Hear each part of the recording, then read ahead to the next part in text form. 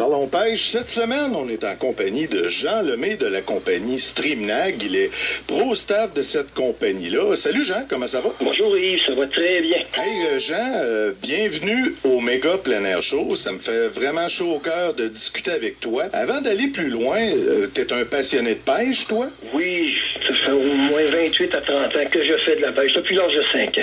Bon, ton aventure avec Streamnag, elle a débuté quand? Ça va faire la deuxième année que je suis avec Streamnag, que j'ai étudié, j'ai utilisé, j'ai monté voir Jean Gagnon directement à son atelier où est-ce qu'il fabrique ça.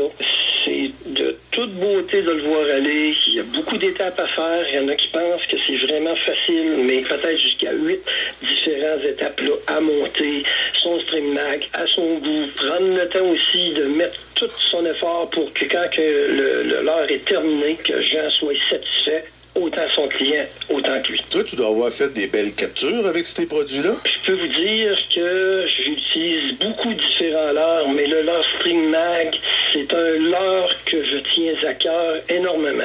C'est que le problématique, c'est que le Streamnag fait plusieurs années, mais disons que Jean, dans son aventure, a été peut-être mal un petit peu conseillé, et là, depuis 2 ans, Jean a monté une équipe de pro-staff. On parle de Patrick Campour et moi-même, et aussi notre pro-staff junior.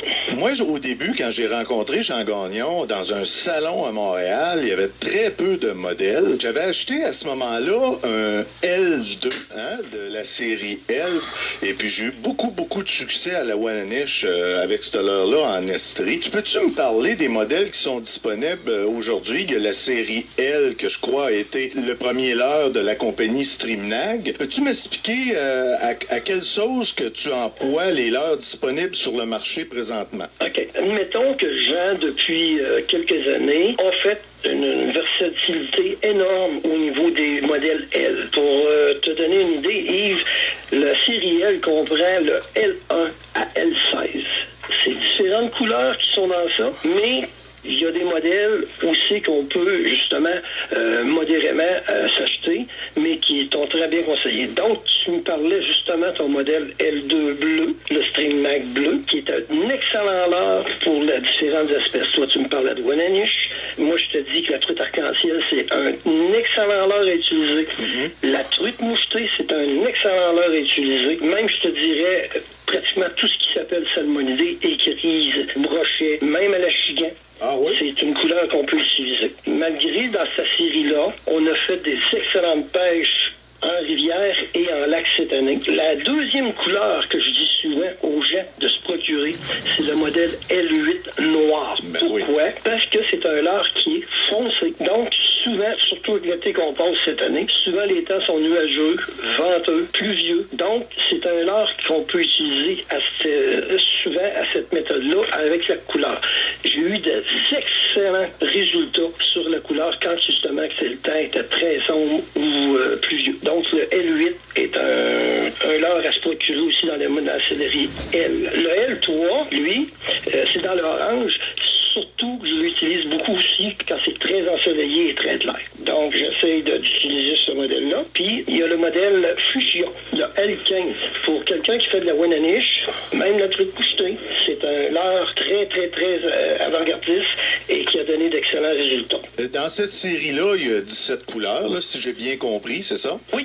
Bon, on a aussi une série qui s'appelle DDH, qui est beaucoup plus longue, je crois, c'est 9 cm de longueur. Ça, c'est pour pêcher quel type de poisson? Ben, disons que la série H, le DDH, de bord est monté avec un hameçon double. Donc, ça veut dire 4 hameçons qui est porté vraiment à donner un bon résultat.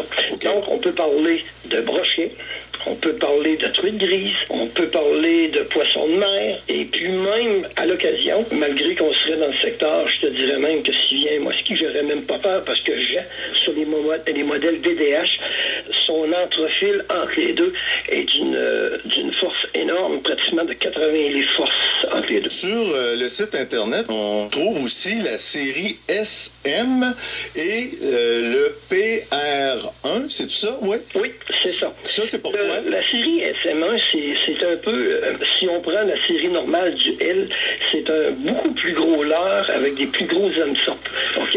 On parle d'un numéro 7 qui est en stainless avec fil d'acier sans liftif qui est monté dessus. Okay. Donc, on peut parler encore de truites grises, de brochets, de masquinongés et poissons de mer. Moi, là, j'ai été... j'en revenais pas, là, j'ai été surpris de voir qu'il y avait un modèle style marcheur de fond, là, la série SMF. FSMF, oui. OK. Jean l'a monté en plus de ça dans deux grosseurs, les hameçons numéro 2 et numéro 4, et aussi dans le 3/8e d'once et 1 once. Donc, pourquoi? Ben, c'est des leurres qu'on peut utiliser soit pour le doré, soit aussi pour le brochet. Donc, on descend au fond, la tige que Jean l'explique très bien dans ses explications, on ramène notre tige de métal avec notre plomb vers l'avant, et puis on laisse ça descendre au fond, et on ramène ça. C'est de très bons résultats aussi. Jean a fait 5 couleurs, le bleu, notre fuchsia, qui est là aussi, qui s'appelle SM5.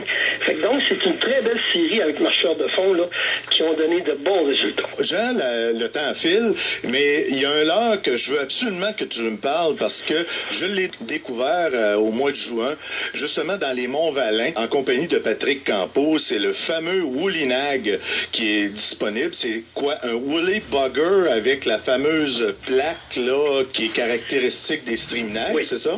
On va parler du Woolly Nag. Le Woolly Nag, oui, c'est un leurre qui fait l'imitation d'un Woolly Nag, mais en plus, à cause de la bavette qui est introduite à l'avant, donne encore une action, même si on ne fait pas bouger notre canne, qui va très bien saccader. Donc, c'est, comme on le sait, c'est une nourriture énorme pour notre truite mouchetée. Oui. Je te dirais que même le doré et même le chigan se nourrit.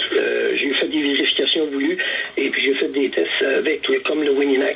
Donc, Woolly Nag, tu peux le pêcher un petit peu plus de deux façons, soit avec une canne à moucher, avec une soie semi-calante ou calante, et l'autre chose, c'est que tu peux l'introduire aussi sur ton lancer léger. Okay. C'est ça aussi qui est important à vivre, à dire. C'est ça qui est le fun. Tu sais, on dit souvent, les dames, puis certaines gens ont horreur de pêcher avec des vers de terre. Ben, aujourd'hui, en 2015, c'est toutes des séries comme ça. Imagine-toi, tu sais, les gens donnent l'opportunité d'utiliser un leurre comme ça, que les gens n'ont pas besoin d'une canne à mouche. Ils peuvent le lancer, mettre au bout de canne à lancer léger, le push button, le bouton poussoir. Ils peuvent le mettre sur le lancer lourd. Puis en plus aussi, ils peuvent l'utiliser comme s'il y en a qui aiment vraiment pêcher à la mouche, l'introduire sur la canne à mouche. Et c'est un leurre qu'on utilise plutôt à la traîne, hein? Oui, on peut l'utiliser à la traîne, mais si tu veux l'utiliser, si c'est une méthode de faire du lancer, ben là, ce que moi je recommande, c'est de mettre à peu près à environ 4 à 5 pouces plus haut sur notre monofilament ou sur notre ligne tracée, un genre de plomb numéro 7. Okay. Ça, c'est très utile. Sinon, ben, tu peux l'utiliser aussi avec un montage que tu peux te faire avec un plomb. Quand tu veux utiliser aussi l'utiliser pour faire des lancers éloignés sur le bord des herbiers, soit pour le brocher avec le DDH ou avec le SM. Je viendrais te parler aussi du mini Stream Nag. Tu me parlais justement, Yves, que tu veux aller au Mont-Valin. C'est sûr que, oui, il y a de la belle truite mouchetée au Mont-Valin. Si tu veux vraiment avoir une belle mouchetée, oui, je te conseillerais de prendre le modèle L, mais il faut dire aussi que sur certains lacs des Monts-Valin, tu as des truites qui sont respectives de 8 à 12 pouces, 13 pouces. Donc, le mini String Nag est là pour faire l'intermédiaire. Puis, il est monté de la même manière que le L. Il y a double hameçon et il y a une petite tricheuse en arrière cachée. Donc, c'est un leurre qui est excellent, puis ça n'empêche pas une truite de 400 livres sur ce genre de leurre-là. Donc, les mini String Nag, pour la truite mouchetée indigène ou même ensemencée, c'est un excellent leurre qu'on peut utiliser. Ben, je te remercie beaucoup, Jean, pour toutes ces bonnes informations. Maintenant, si nos auditeurs veulent avoir plus d'informations sur les produits Stream Nag, il y a un site Internet? Oui, si vous voulez aller sur le site Internet de Jean Gagnon pour la compagnie Stream Nag, c'est le www.streamnag.com. Ou ceux qui sont sur Facebook, vous pouvez aussi juste taper groupe Stream Nag. STREAMNAG. Et vous allez avoir de plus en plus de renseignements. Ben, merci beaucoup, Jean, et puis je te souhaite une bonne pêche cette saison. Merci, et toi aussi, Yves, bonne fin de saison de pêche. Alors, c'était Parlons pêche cette semaine à votre connaissance.